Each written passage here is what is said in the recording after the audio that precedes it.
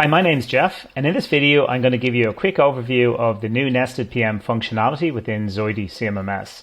Now, I'm extremely happy with this functionality. I think it's worked out really well, and I'd love you to watch the video to the end and share your thoughts. So first of all, what's nested PM functionality? Well, nested PM functionality is used when you want to merge preventive maintenance of increasing complexity and duration into one PM.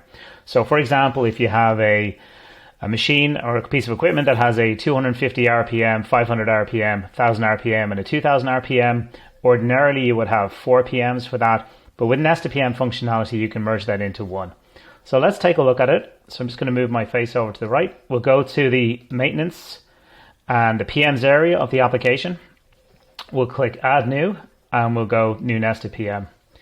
Select the asset from the list. We'll select our machine. We'll start with our baseline PM, which is our 250 RPM in this case. 250 RPM. That's the PM of the lowest interval, I suppose. Take note here, it's medium priority. We'll click create PM. And we have our PM form here. So the first thing I'm going to do is go onto the trigger tab, and I'm going to set the trigger for this PM. So we're going to click add new.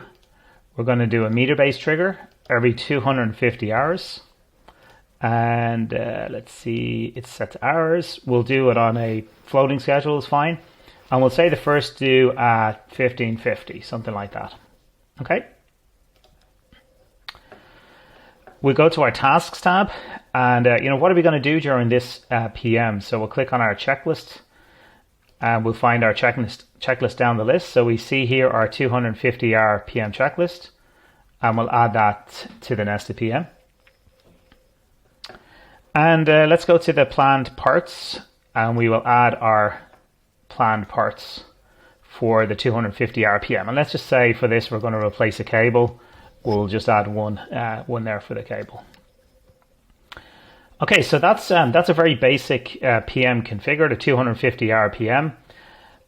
So let's go and add our next nested interval there. So we'll click on nesting, click on add new, and we'll add our next interval, which is the 500 hour.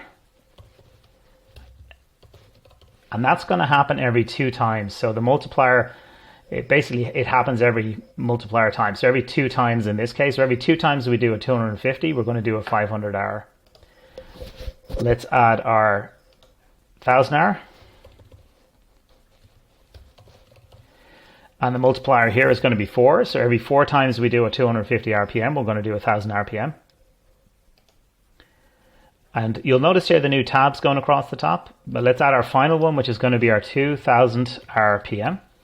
And the multiplier is going to be 8 in this case. So every 8 times we do the 250 R. So click save. And we now have all our nesting iterations configured. They're all based on the parent, which is the 250 RPM, which of course is going to trigger every 250 hours. So it's all based on that baseline. So let's go to our 500 RPM. And now we have a completely different area, I suppose, where we can configure or reconfigure. So this is our 500 RPM. We can click edit here and change the priority, for example. Maybe we want to assign the 500 hour to a particular person.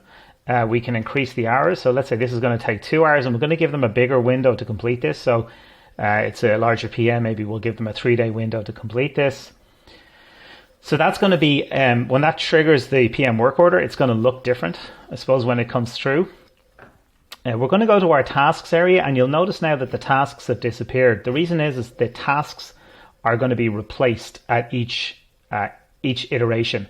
The reason is because you can't add the tasks at the end, because during a PM, additional tasks don't necessarily happen at the end. You might power up the system and then have to replace electronics boards and things like that. They should happen in the middle.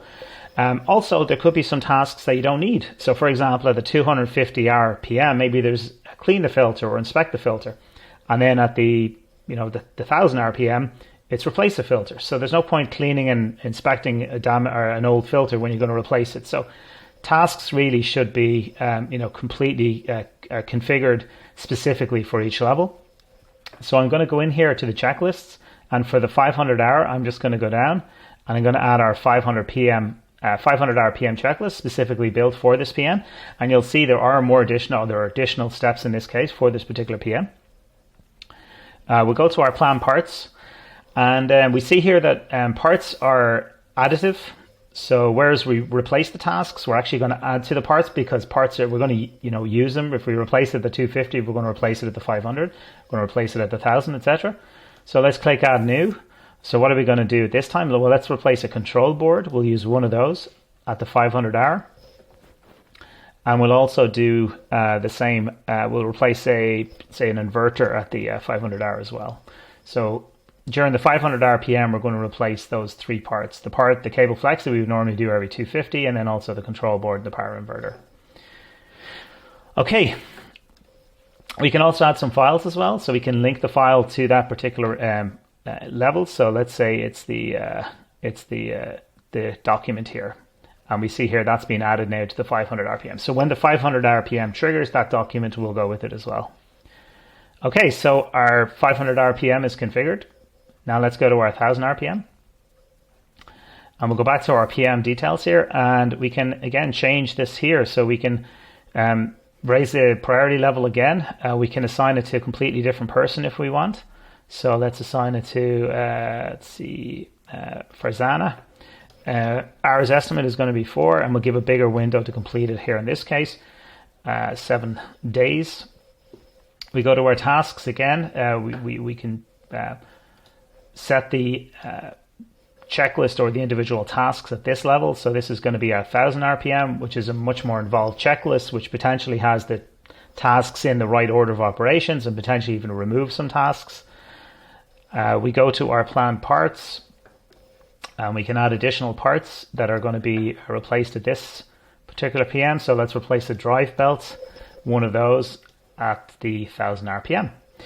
And we can see there all the parts added. We can continue this for the 2000 RPM, and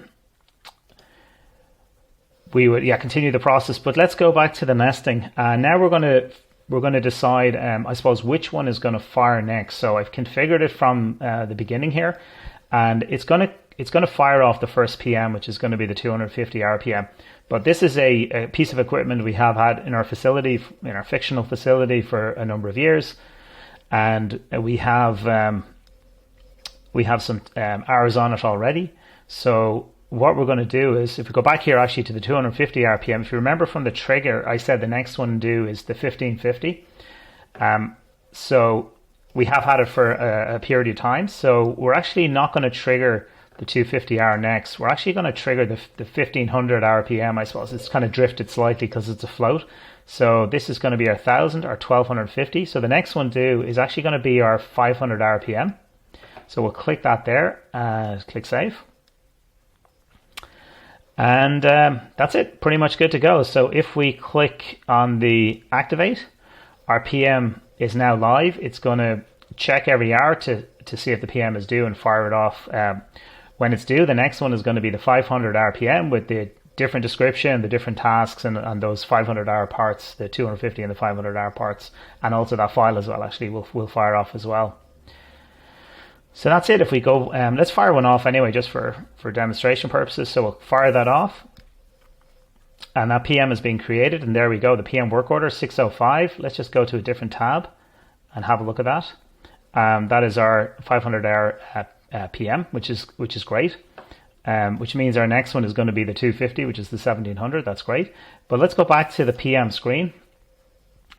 And we can see here, if we just reverse the codes here, we can see that the next PM, the PM we just created was PM 52. And we can see the next one here due is the 250 RPM, which is the PM at 1750 or so. And it's back to that medium priority. So I can actually see, and it's 1 hour as well. It's the shorter PM. So you can see that there.